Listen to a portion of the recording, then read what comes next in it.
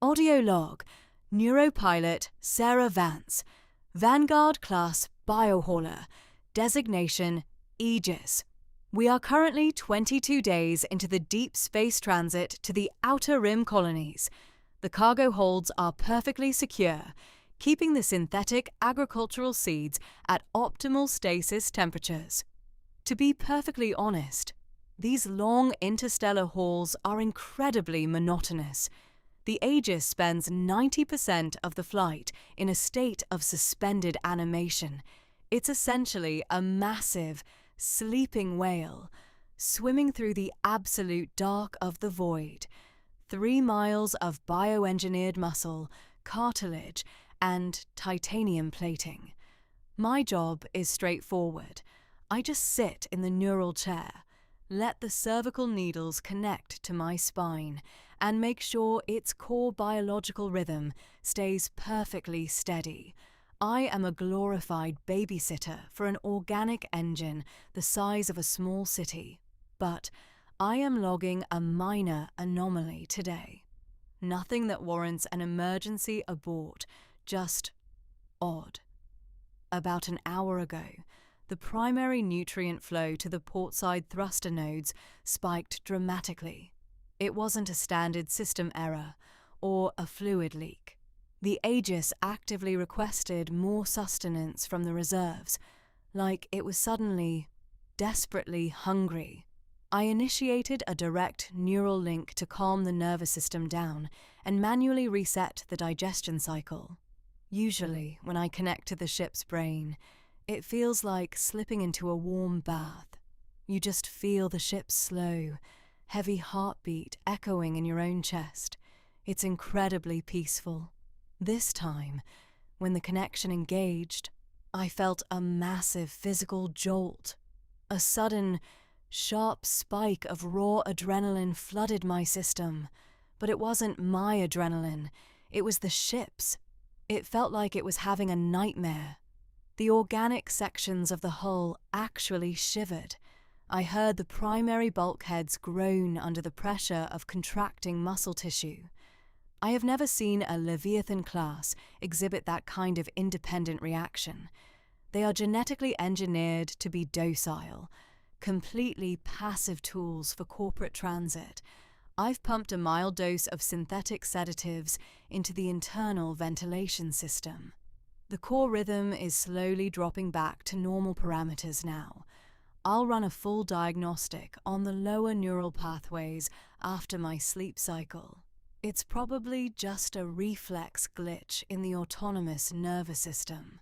Still, I will be keeping the manual override interface unlocked tonight. Sarah Vance, logging out. Audio log, Sarah Vance. Something is wrong. Very wrong. I woke up 20 minutes ago because the artificial gravity shifted. Not a system failure, a physical shift. The Aegis tilted. You don't feel tilts in deep space unless the primary engines are firing outside of the hyperlane parameters. I rush to the command bridge. The bioluminescent lighting. It's usually a calm blue. Right now, the veins in the walls are glowing a deep, aggressive amber. It's the biological response to a pursuit state. Or a safeguard protocol. I don't know which is worse.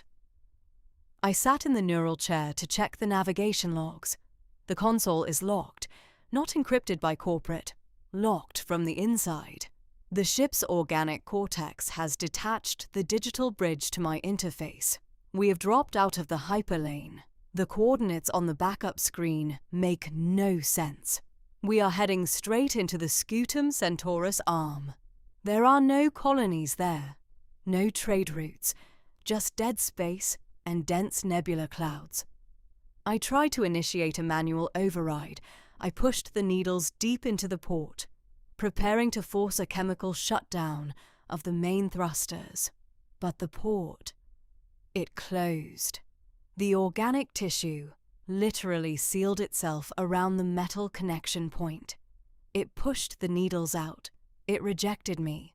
Ships don't do that. They don't have the cognitive architecture to actively deny a pilot's physical connection. I am standing on the bridge right now, looking out the viewport. The stars are moving faster. It's accelerating. I can feel a low vibration under my boots. It feels like excitement. The internal temperature in the cabin is dropping. It's diverting life support power away from the human sectors and into its own biological core. It's treating me like a guest it no longer needs to keep warm. I need to get to the engineering bay. If I can't stop it digitally, I will have to disconnect the primary neural assembly manually. Sarah Vance, signing off. Audio log. I am whispering. I don't know why, but my instincts are screaming at me to be quiet. I am currently in the primary access shaft, descending toward the lower engineering bay. Or, at least, where the bay used to be.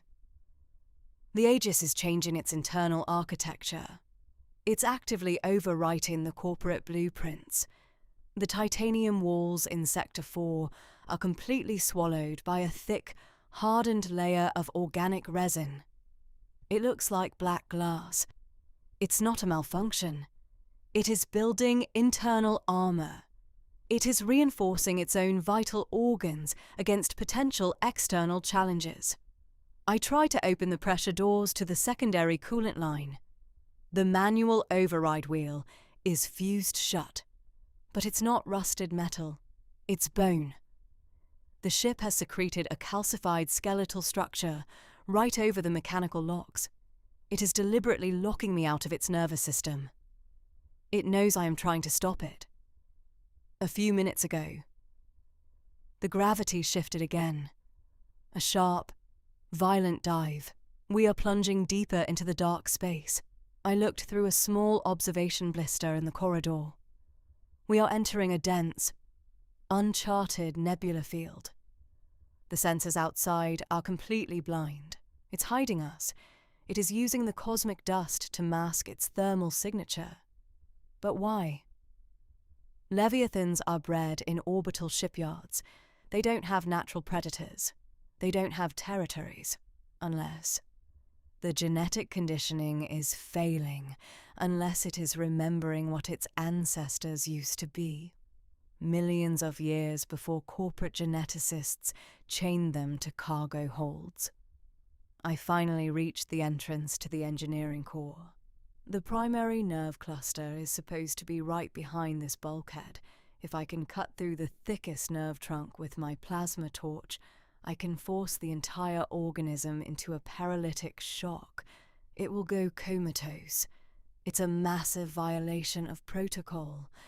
But I have no choice. The temperature is down to 5 degrees Celsius. It's freezing me out. I need to sever the connection before I succumb to hypothermia. I am turning on the torch. Sarah Vance, still breathing. Audio log.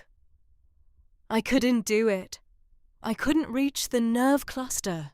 When I cut through the primary bulkhead, the entire chamber was gone. The engineering bay has been completely dissolved.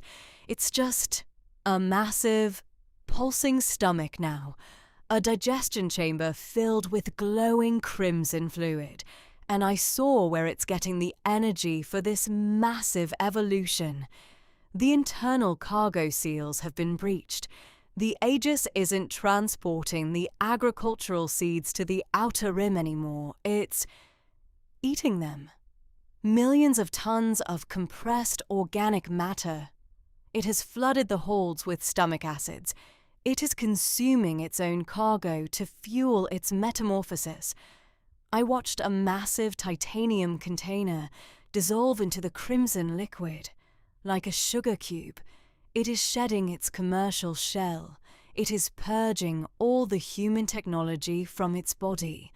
The cameras are blinding. The comms are completely silent.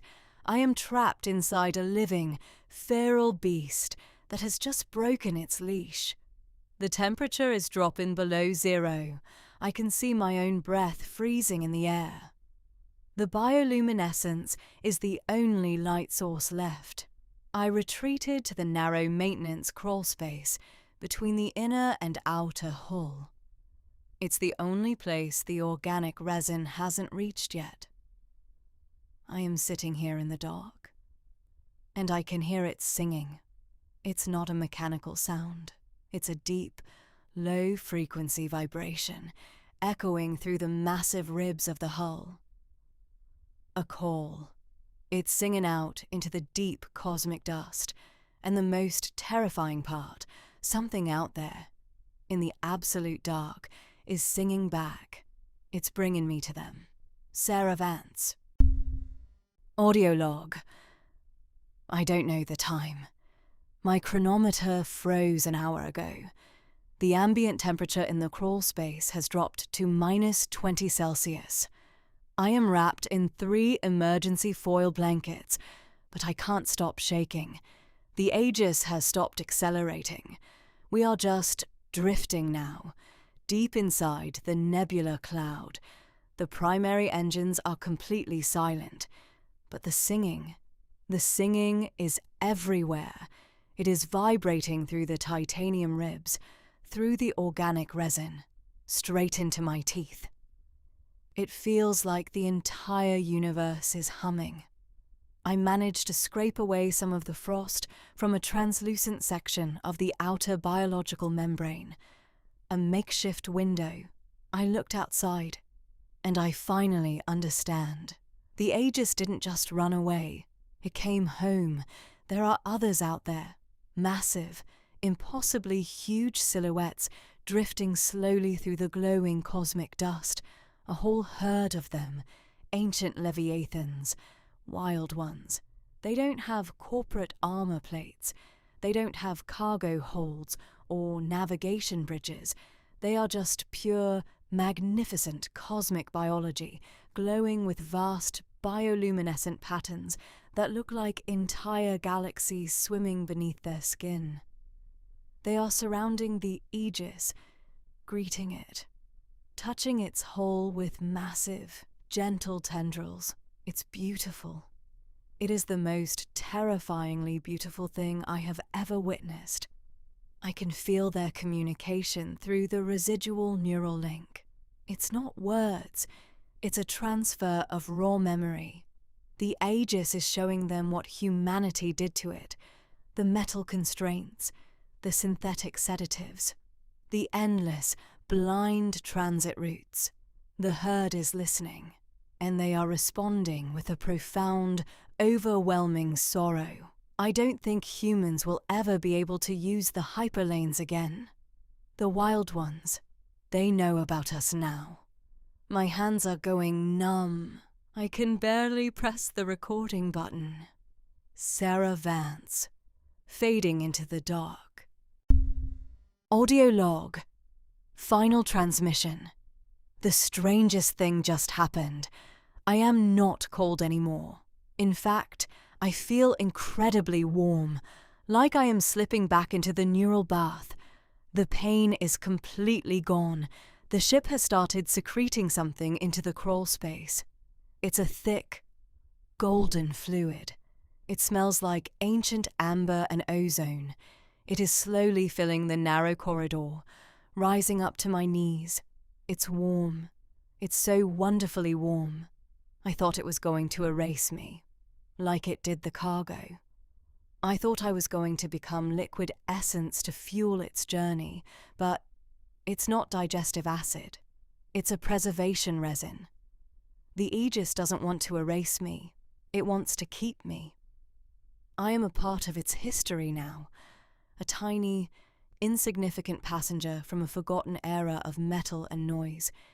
It is encasing me in this golden shell, like a prehistoric insect trapped in sap. I will remain here, perfectly preserved, suspended in the dark between its massive ribs for millions of years. A quiet monument to the creatures that thought they could control the stars. The resin is up to my chest now. It feels heavy, but comforting. It's securing me in place for the long sleep.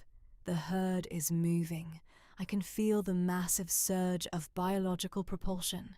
We are diving deeper into the cosmic ocean. No coordinates, no corporate schedules. Just the beautiful, endless silence. The resin is touching my chin. It's time to close my eyes. Sarah Vance, embracing the little silence.